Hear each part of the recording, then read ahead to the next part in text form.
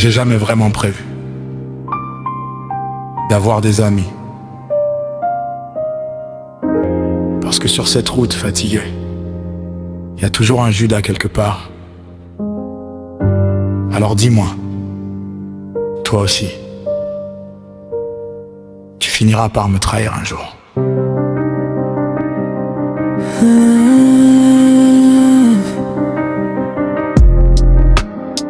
La première fois que t'as rencontré ma famille, t'es venu avec des cadeaux, comme si tu voulais déjà faire partie du décor.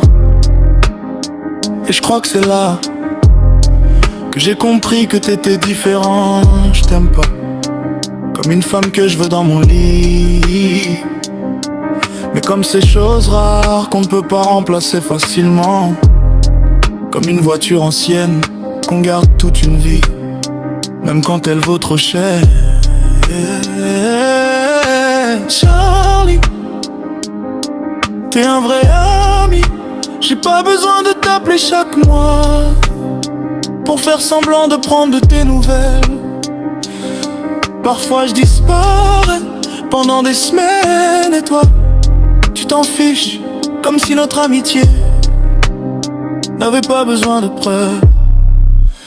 J'aime te montrer des nouveaux films, te parler de mes idées étranges, même si parfois ça devient bizarre, la façon dont j'exprime mon amitié.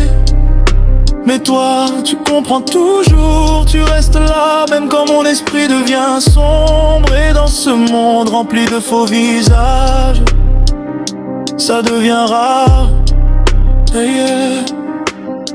T'es curieux et tu crois vraiment à ta réussite, comme si l'échec n'avait jamais été une option dans ta tête. Et parfois, tu me fais rire quand tu dis que si tu pouvais, tu marierais toutes les femmes de cette planète. Je leur rends service, que tu dis, connard. Mais au fond, je crois que c'est pour ça que je t'apprécie. Parce qu'avec toi, la vie paraît un peu moins lourde. Y a des gens qui passent leur vie entourés, sans jamais avoir un seul vrai ami. Et puis à toi, une présence silencieuse qui reste sans bruit, sans calcul. Alors peut-être que j'avais tort depuis le début. Peut-être que tous les humains ne finissent pas par partir, parce que malgré ma fatigue, mes silences et ma méfiance, toi, t'es encore là.